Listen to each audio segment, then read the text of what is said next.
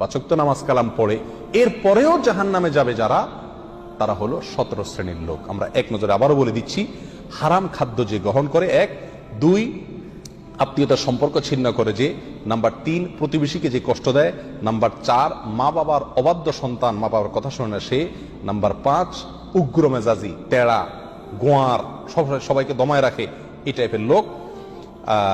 Number 6 অধীনস্থদেরকে, প্রজাদেরকে, যে সমস্ত শাসকেরা, যে সমস্ত রাজারা, যে সমস্ত রাষ্ট্রপ্রধানেরা, সরকার প্রধানেরা বা যে যে লেভেলে আছে সে তার প্রজাদেরকে ধোঁকা দেয় যে তারা। নাম্বার 7 অন্যের সম্পদকে অন্যায়ভাবে আত্মসাৎকারী ব্যক্তি। নাম্বার 8 উপকার করে কারোর খোঁটা দেয় যে ব্যক্তি, সে জান্নাতে যাবে না। নাম্বার 9 চগলখোর ব্যক্তি জান্নাতে যাবে না, মানুষের পিছনে কথা লাগায় বেড়ায় একজনের আরেকজনের কাছে।